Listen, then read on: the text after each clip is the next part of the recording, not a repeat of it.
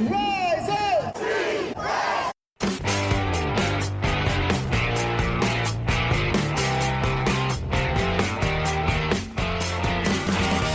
This is the Rise Up See Red podcast, all about the Arizona Cardinals and the NFL, featuring insider and outsider perspectives. Enjoy the best hour of Cardinals talk on the web. Now here are your hosts, Jess Root and Seth Cox.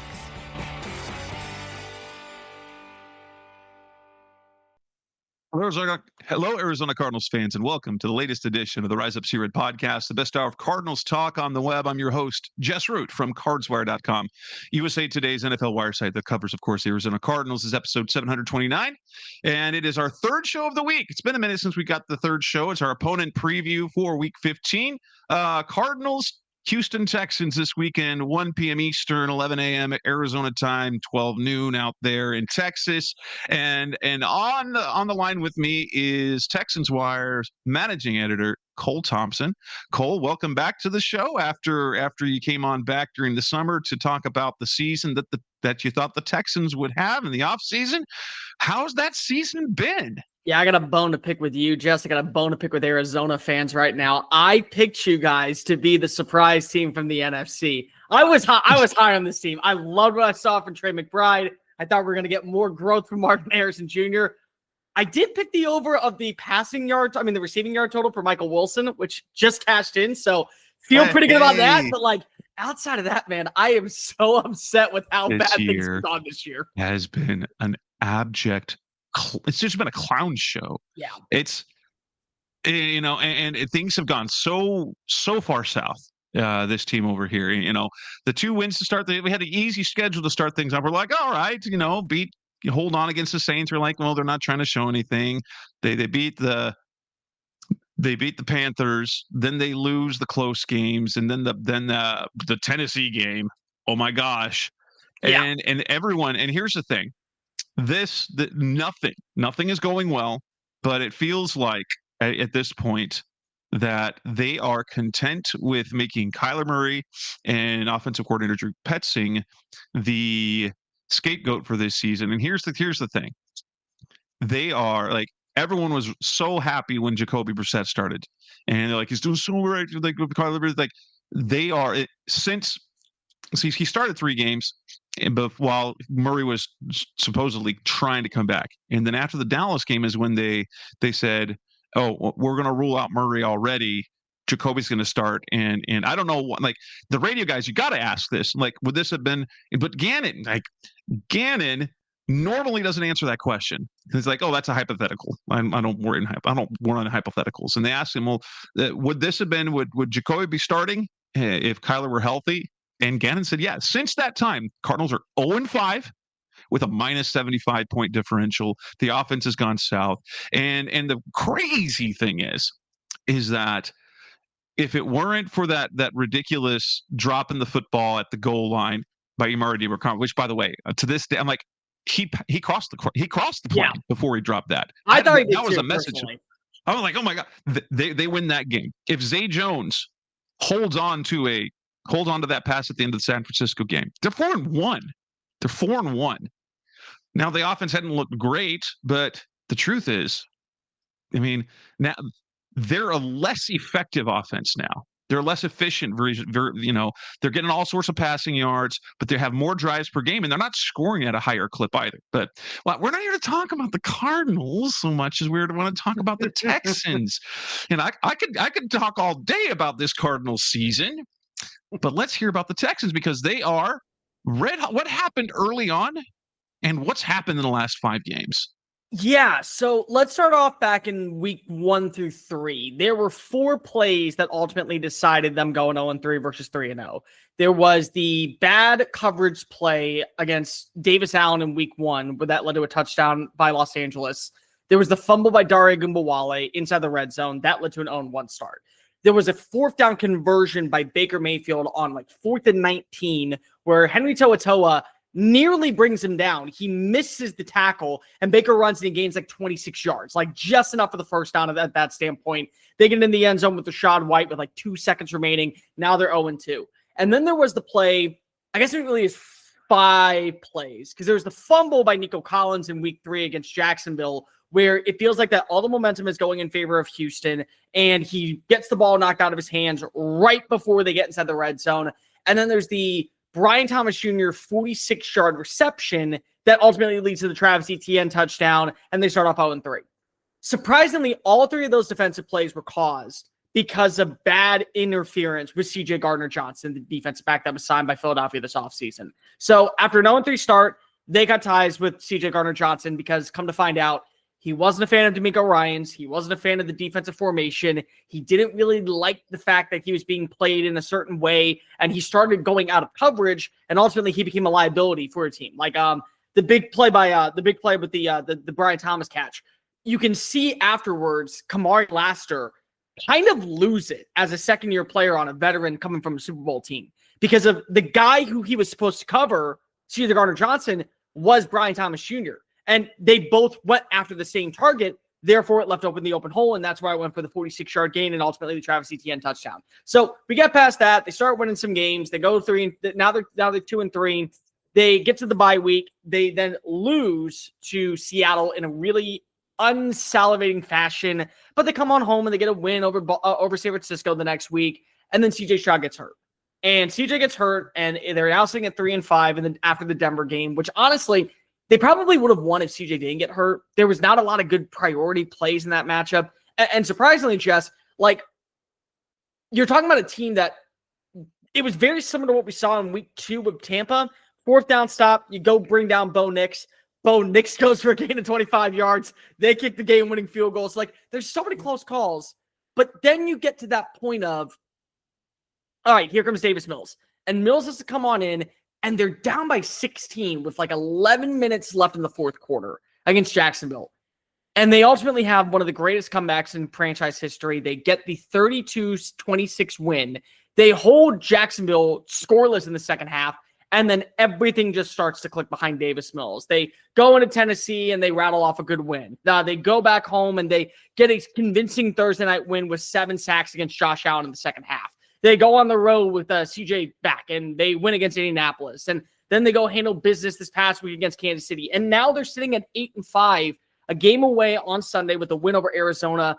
3rd straight winning season under D'Amico Ryans. They very much are playing like one of the hottest teams in football. The offensive line is doing a good job of keeping protection upright. They're doing a better job of running the football. Nick Caley is starting to figure out what works and what doesn't. They always have a bad quarter.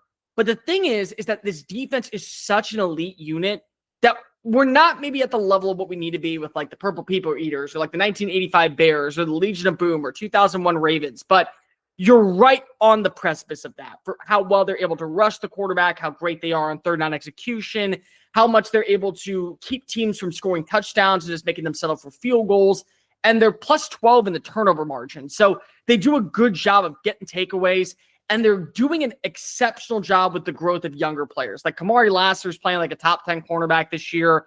Kalen Bullock, the safety, has done a really good job of getting better in man coverage.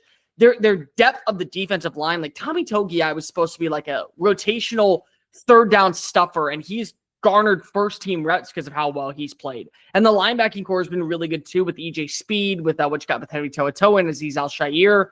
Their defense last season felt like it was good enough to be a playoff team. This defense feels like it's good enough to be a Super Bowl team.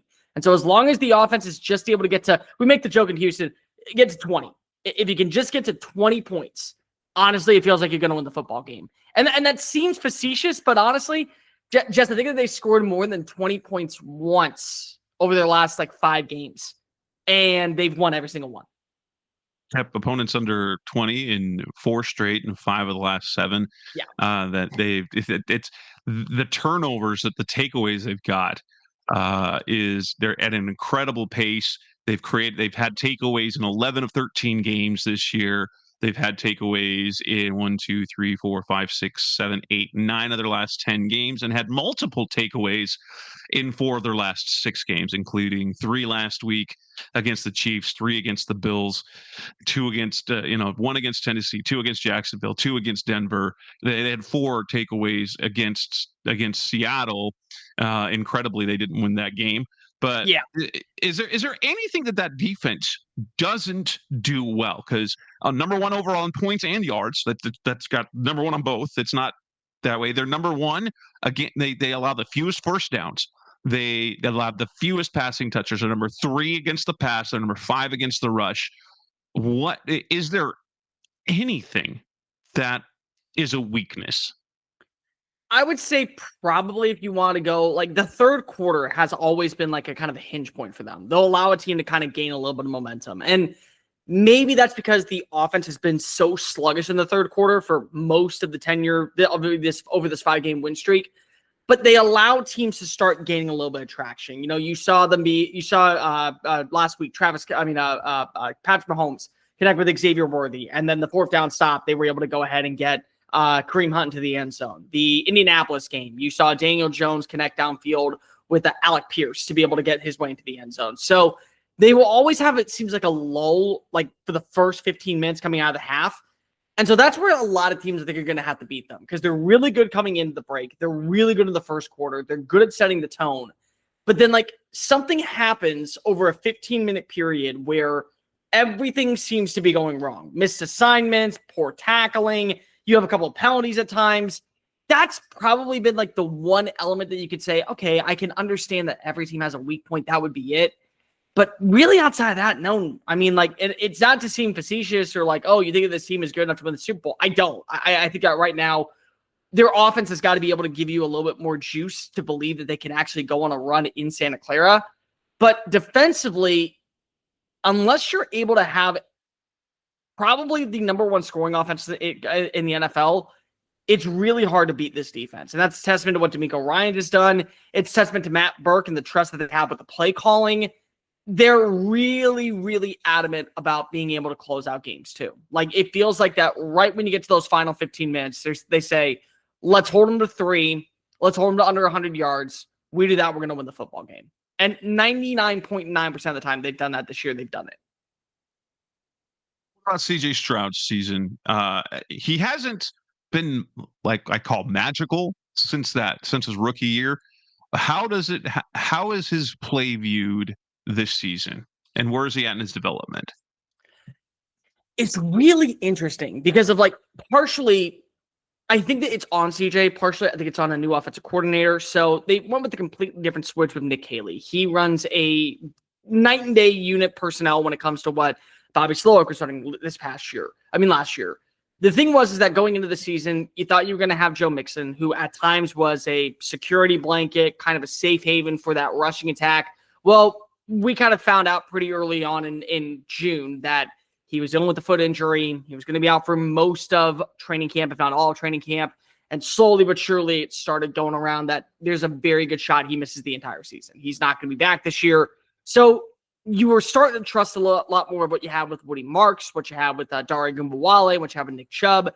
And it became clear that none of those guys are lead backs. Now, that doesn't mean that Woody Marks has not done a good job of filling in the role, but there's a limitation to him. And part of the thing that made him such a unique player was he was great out of the backfield as a pass catcher coming out of USC, but he was never really a full-fledged running back. So not having a solid run game, I think, has been really detrimental towards his overall, I would say, setbacks.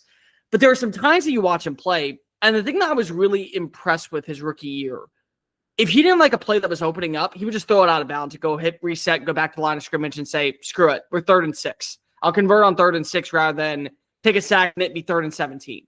Now he's waiting for plays to open up a lot more. You see him behind the line of scrimmage, creating second chance opportunities. He's maneuvering outside the pocket. He's trying to go ahead and wait for a Nico Collins to get on open or a Jaden Higgins to get on open. And eventually, the offensive line can only do so much before he's dropped down. So you see him go take a sack at the worst time possible. That's never been a fun moment. The other thing is that you've seen him also overthrow receivers. I don't know if teams start to realize, listen, if we just send all-out blitzes, he's going to be throwing timid. You'll see him every once in a while throw off of his front foot to where you watch the ball just fly over the top and it's like completely out of bounds, and they go settle for a punt at that point, or better yet, a field goal from Kaimi Fairbairn. He's at this moment playing good football, but not great football. I think that's probably the part where a lot of fans are frustrated because they've seen him play almost elite football from the second that he arrived, and then more and more regression has set on in. I think that teams are doing a good job of being able to say, we're going to have to make him beat us through the air.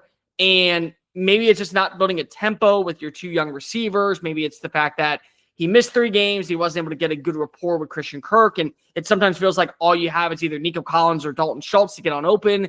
But there's so many moments that where you watch as there's clean pockets, or you watch as he's got time to throw, and it's just a little bit off, whether that be a ball slightly over the head of Nico Collins, or it's an underthrown pass, and instead of getting a touchdown, you're only getting 45 yards.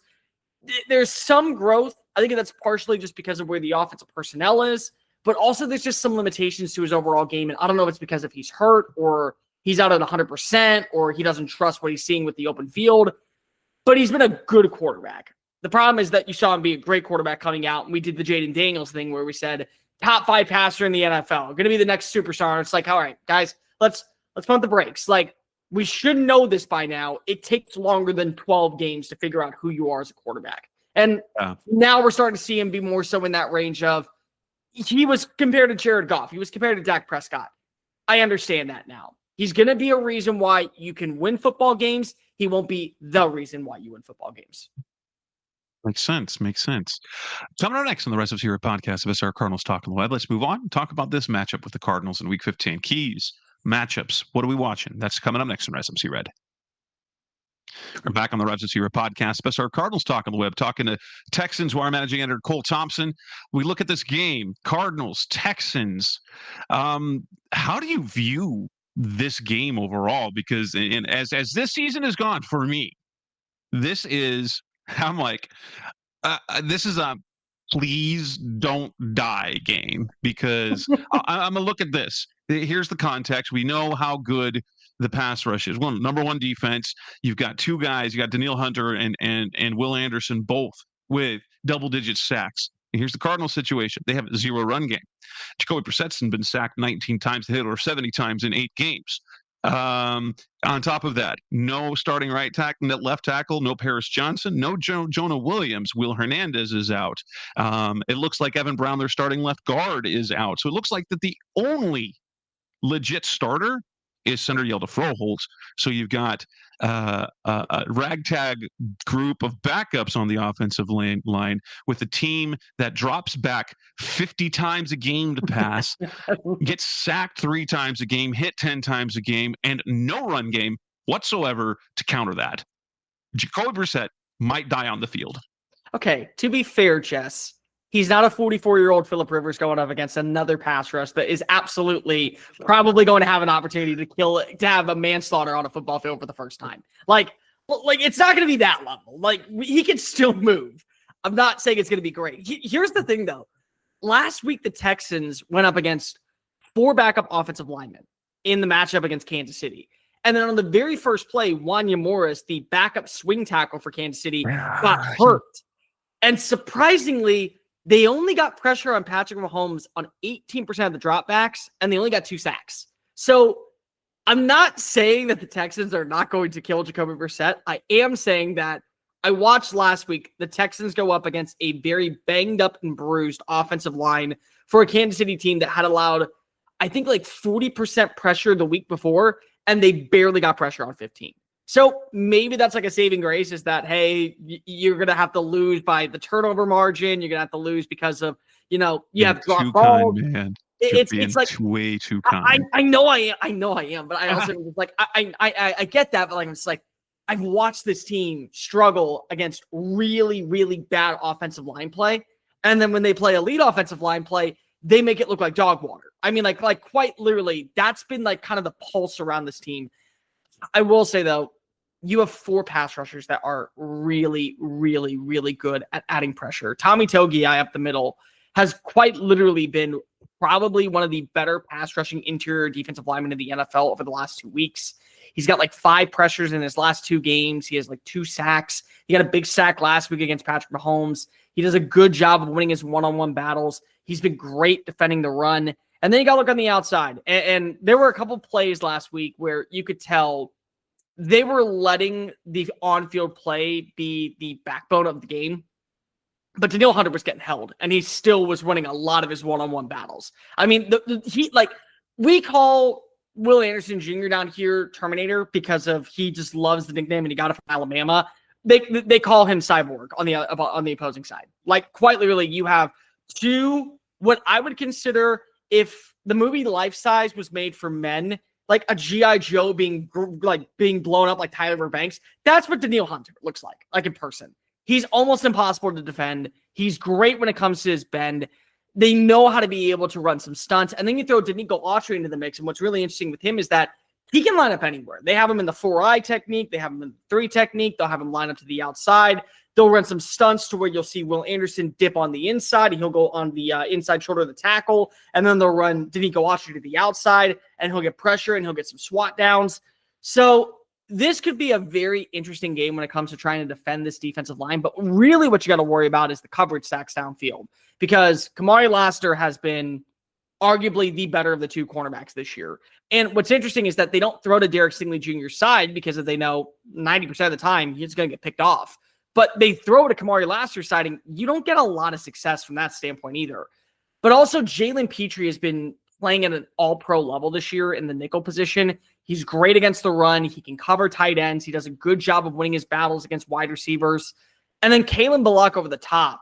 You know, the thing that they try to do is they run a lot of 2 high sets to where they can play some cover 1 and they'll send the other safety down, whoever it's going to be in this matchup. It's not Jalen Mills anymore because they just released him.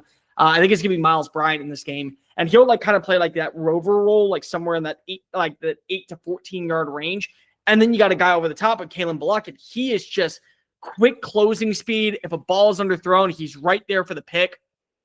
So honestly, part of the reason why I think that you've seen so many sacks for the Texans, how well their pressure rate has been, and the turnovers is quarterbacks are forcing balls into tight windows, and they're just being underthrown or a little bit of a lopsided pass.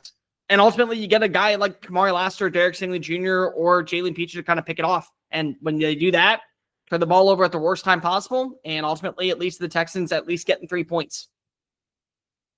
Awesome. That doesn't bode well. It doesn't.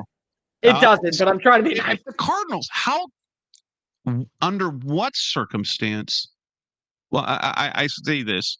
Obviously, I don't think the Cardinals can afford to turn the ball over even once. If they turn the ball over once, it's game over. Yeah.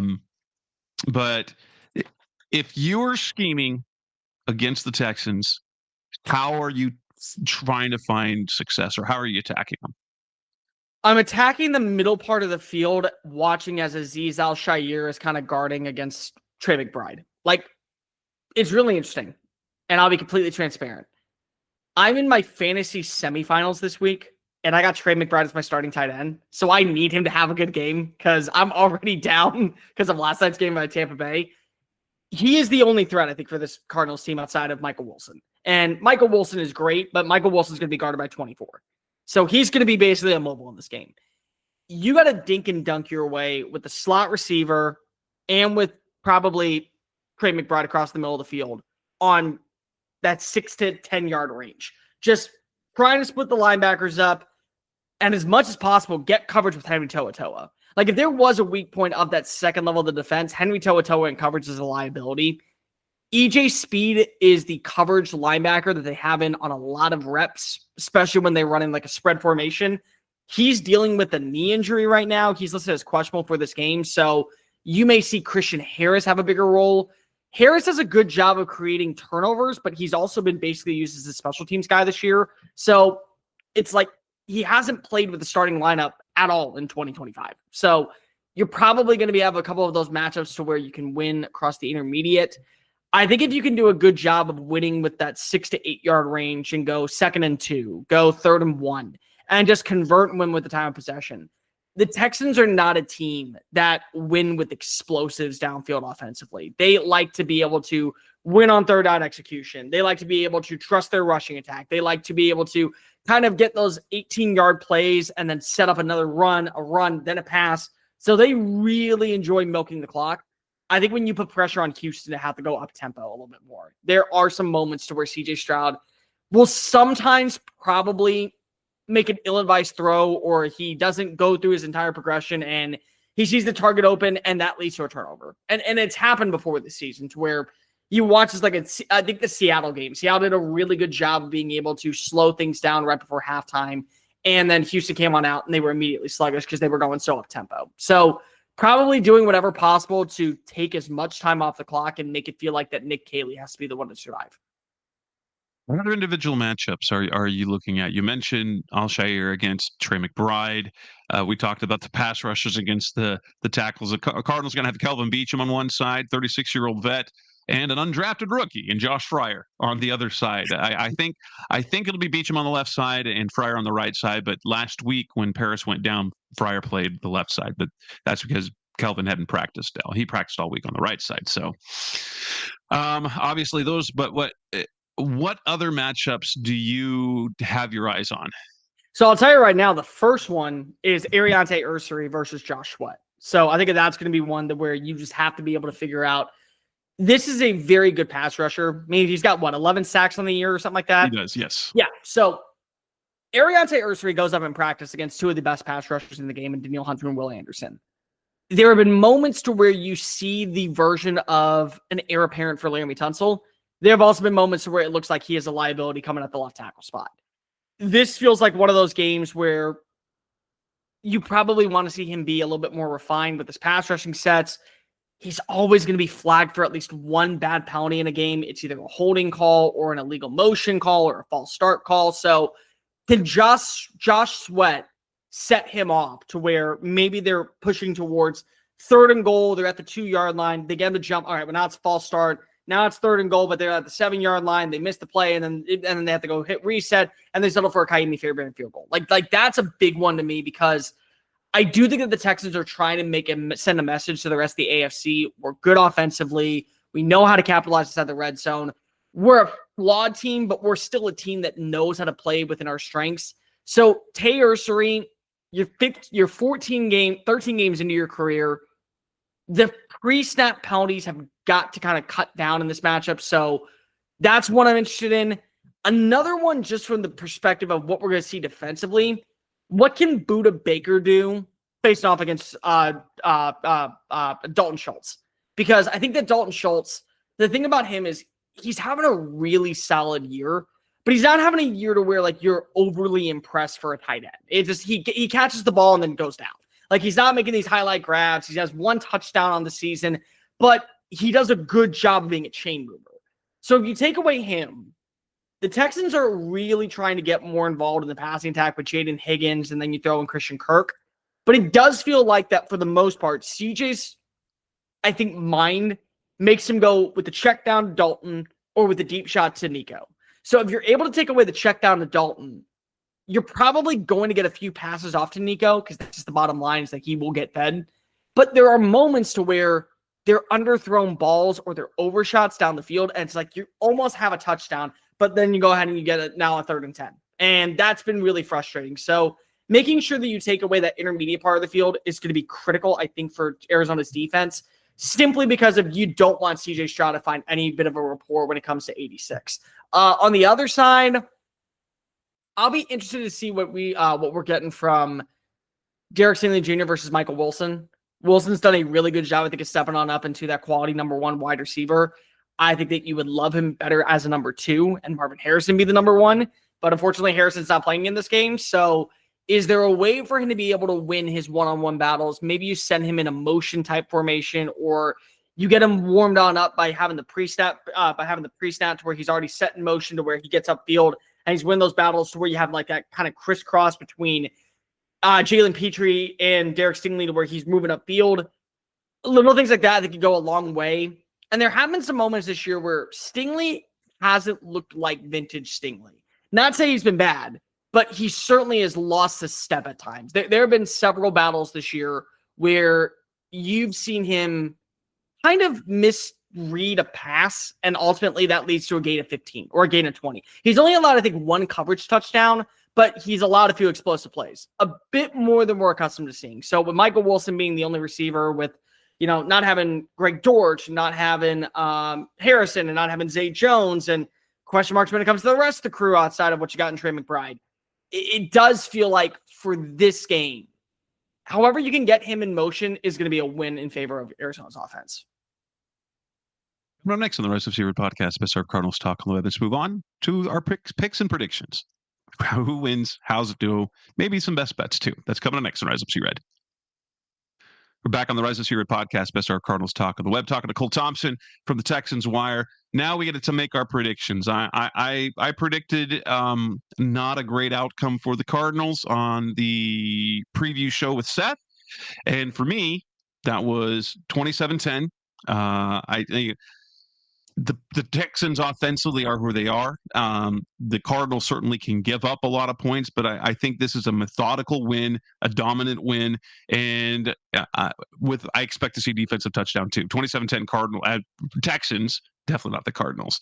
I have winning this game. How do you see this game playing out?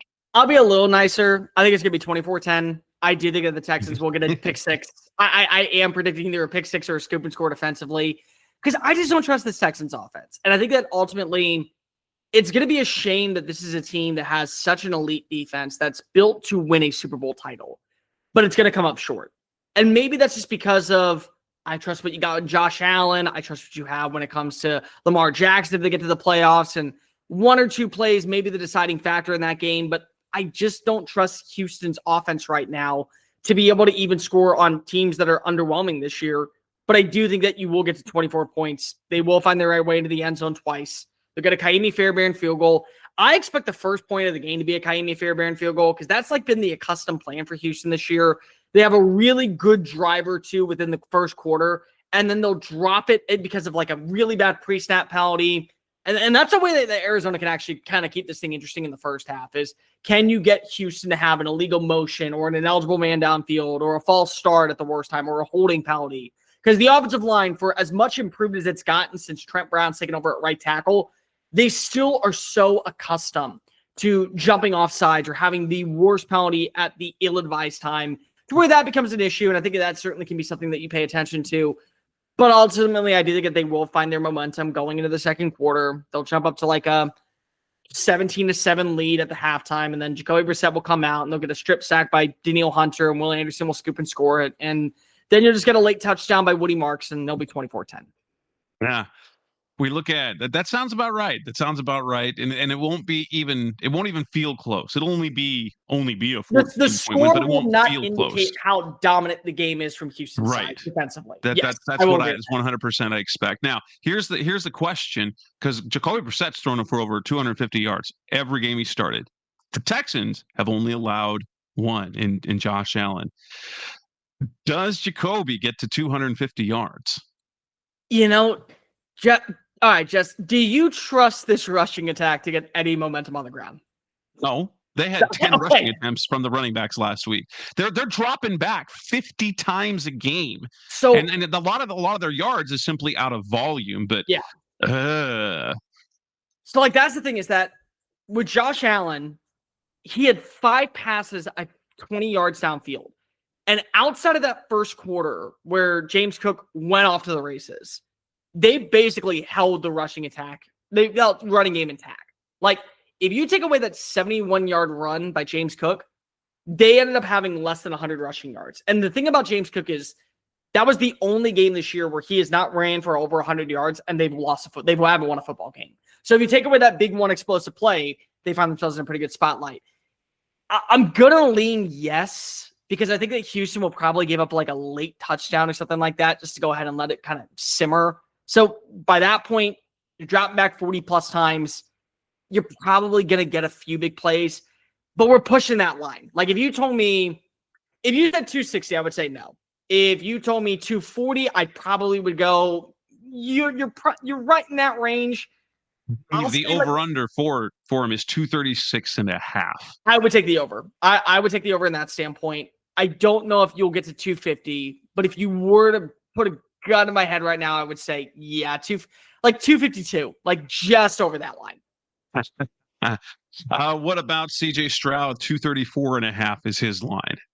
I'm actually going to take the over in this one. I think that you will see him find a little bit more success in the passing game. I'm really interested to see if Jalen Noel gets more involved in the passing attack, because there have been some moments this year, and this is what's so frustrating about the Texans.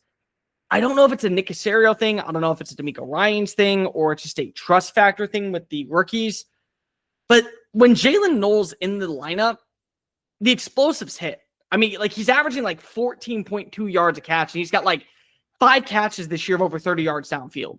So I want to see him get more involved. I think that you will, especially in the second half of this game. So I'll take the over.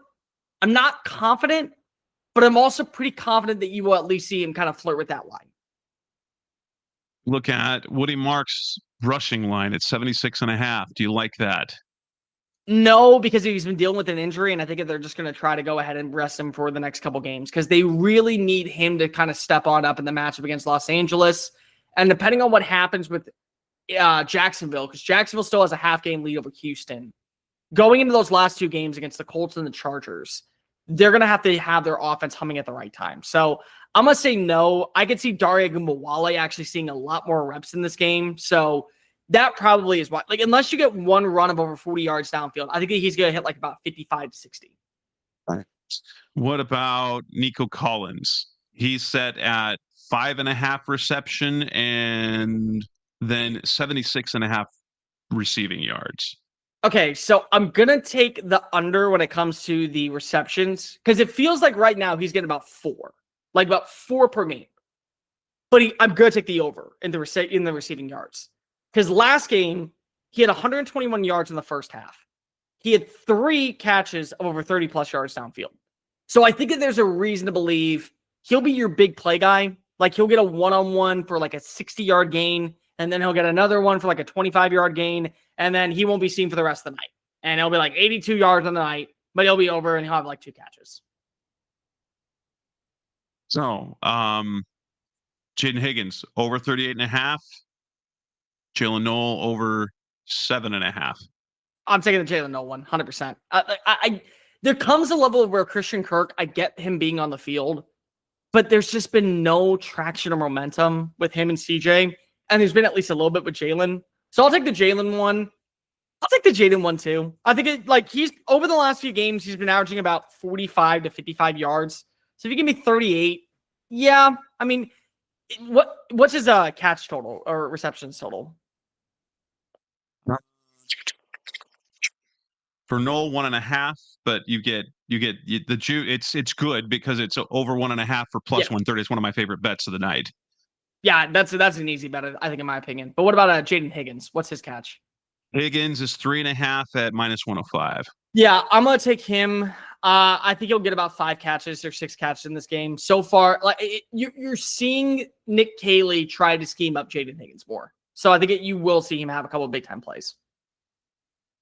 And I say take Nico Collins to 100 plus, 125 plus. That the Cardinals couldn't stop the run game for Los Angeles, and they couldn't stop Puka Nacua. So I have no belief in what they stopped their one guy. No, they didn't. They didn't stop their one. They didn't stop the run game. They didn't stop Matthew Stafford. They didn't stop Puka Nacua. I don't think they're going to be able to stop Nico Collins. So, sad day. The Cardinals are bad. It's okay, Jess. You're closer towards a top 5 pick and a new quarterback. So problem solved it. I don't even know if you should take a quarterback, if I'm being honest. You have so many other issues right now outside of Jacoby Brissett. Yeah. I don't know. I don't understand the direction of this team right now. This year was supposed to be a competitive year, and it's like they forgot how to win. It's kind of what happened, is that the offense was not good enough during the game, and then the defense is bad the beginning of the year. The defense was good except when it needed to be. This team this year has been a productive team in low leverage situations. Second, there's a high leverage. They're dog crap. They're dumb. Basically, when it gets down to the wire and they have an opportunity to win, they just don't. They bottom out. And it's like, hey, that third quarter was great, but then here comes the fourth quarter and we give up 25. Let me give you the context here. So against San Francisco, Kyler gave the defense the lead. They gave a game-winning field. Against Seattle, he rallies them back from 14 down to tie the game with like 30 seconds left. What does the defense do? Give up the length of the field in a game-winning field goal. It happened again against who was the team against Tennessee. Against Tennessee, they dropped the thing. They score 21 points in the first half. They don't score again. Kyler gives them the ball with the lead. They give up a game-winning field goal as time expires. Then with Jacoby, they've had opportunities with the ball. So there have been, in their 7 losses, they have had 3 abject, just 3 4-score losses. So just destruction. And then against Green Bay, against Indy, Jacksonville, and Tampa, Jacoby's had the ball at the end of the game with the chance to win it and failed to do it every single time. So it's not been good. It's been terrible. It's been a long season. It's almost over, buddy. It's almost over. It's almost over. I say that, and I just remind myself, no, it's still 28 plus days until it's over. So yes, it is. It's not almost I over. like watching football, but now it's a joke. It's just it's a clown show. I'm like, and I'll say this: the fans have been like, they want this, and this is, you deserve this football, and they're happy because Michael Wilson's getting catches and Jacoby Brissett's getting touchdowns. It's helping their fantasy teams. And I'm like, you guys are. This is like 2003 Cardinals. And they're like, yeah, I get to see Michael Wilson. But it's an Anquan Bolden. I'm like, but we're supposed to win games. This is not fun anymore. There's a fine point of saying, hey, that kid that we drafted out of Stanford in the 3rd round that has become a really big fan favorite is finding his way into the end zone in a 41-17 loss. Tell me about it. I say there's a fine difference between saying that we love the kid, but also hate the results. Exactly. And with that, we wrap up this edition of the Rise Up Senior Podcast, special of Cardinals Talk. We've been talking to Cole Thompson, whose work you can find over at the Texans Wire. It's one of the sister sites. You just go Texans Wire USA Today. It'll take you there. And if you happen to be in the Houston area, you can hear him in the drive in the morning. But if you happen to be in the Houston area. If you haven't been in Houston area, honestly, if you go all the way out to Beaumont, you can hear us on Sports Talk 790. All right, man. Cole, thank you so much for your time. And that wraps this up. Seth and I will be back next week to talk about how the game goes. Thanks for listening. As always, we'll be back again soon. Thanks for listening to the latest edition of the Rise Up See Red podcast. Listen to previous episodes and subscribe to the show on Apple Podcasts, Stitcher Radio, Audioboom, or many other podcast platforms so shows are delivered directly to your mobile device. Please give the show a 5-star rating and always support the sponsors who support the show. We'll be back soon for the best hour of Cardinals talk on the web. Rise up, Red Sea, be Red, See Red, and of course, Rise up, See Red.